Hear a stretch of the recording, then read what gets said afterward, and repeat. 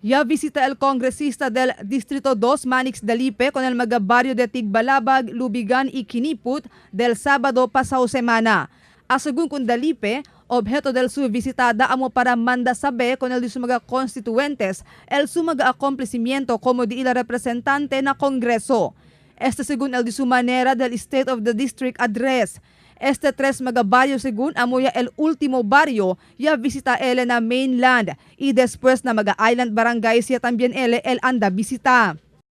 So uno-uno kat kita ta bisita kada barangay para explika di aton accomplishments as congressman of the 2nd District of Zamboanga, and at the same time ta como kanya tamen tasakatamin yung inputs ng mga barangay, si kosa pa sila nisisita from the national government, como yung representative, Libay Sealia, Idalio volve aquí, el programa o proyekto nisisita na barangay.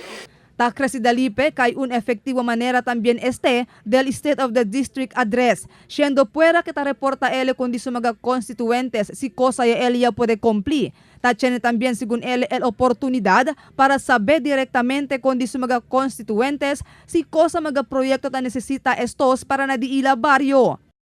So maskin otro el modo, otro el style pakila kita ta presenta di aton State of the District Address. No, ta-report tayo kunel di aton mga bibientes barangay per barangay.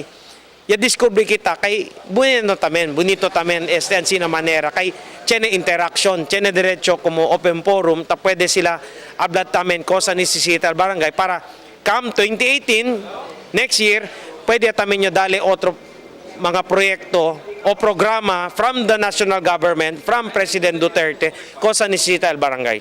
Like nisita sila mga water system, nisita mga additional farm to market roads, nisita kwanto ayuda para from the DOH.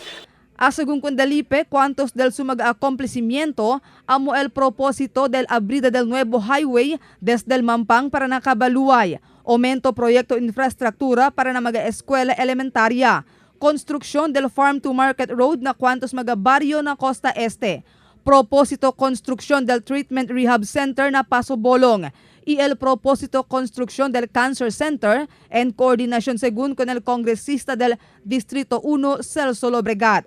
Todo según este mga propósito proyecto el man groundbreak ya este año. Total de 23 mga House Bills el ya puede según eleman author na Kongreso y total de 80 mga House Bills el que yaman co-author ele. Marifita Mayo, Dateline Zamboanga.